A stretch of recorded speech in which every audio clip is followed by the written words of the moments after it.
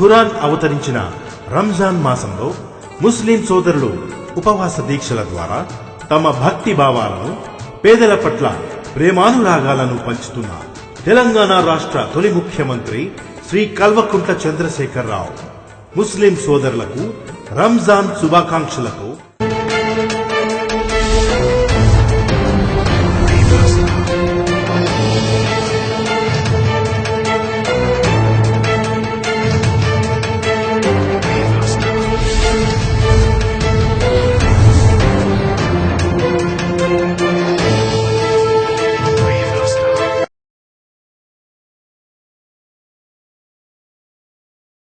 రంజాన్ శుభాకాంక్షలు తెలిపిన మంత్రి హరీష్ రావు ఈ రోజు ముస్లిం సోదరులకు రంజాన్ శుభాకాంక్షలు తెలిపారు.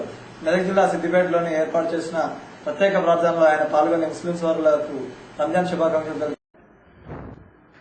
తెలంగాణ రాష్ట్ర వ్యాప్తంగా పేద ముస్లిం విద్యార్థుల కోసం 20 గురుకుల పాఠశాలలు ఏర్పాటు చేసినట్టు మంత్రి హరీష్ రావు తెలిపారు.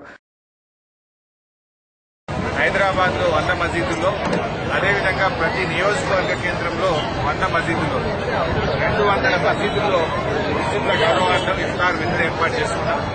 అదేవిధంగా 200 మసీదుల్లో పేద ముస్లింలకు ముఖ్యమంత్రి గారి తోఫా బట్టలు, టోపీ కూడా ఇవ్వడం జరిగింది. దాదాపు 200 మసీదుల్లో 2 లక్షల మందికి ఈ యొక్క ప్యాకెట్లు ఇవ్వడం జరిగింది. 2 లక్షల మందికి.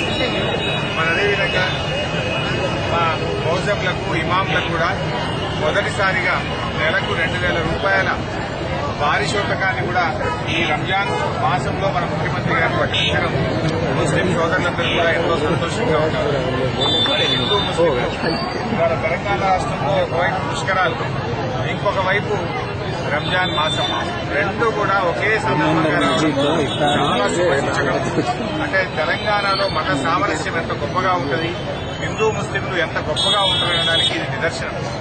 ముఖ్యంగా మన సిద్దిపేటలో దసరా పండుగ సందర్భంగా ముస్లింలు హిందువులకు శుభాకాంక్షలు తెలియజేయడం, రంజాన్ పండుగ సందర్భంగా ముస్లింలకు హిందువులు అంటే ఒకరికొకరు 2 పండుగ సందర్భాల్లో శుభాకాంక్షలు తెలియజేయడం చాలా ఒక మంచి పద్ధతి మన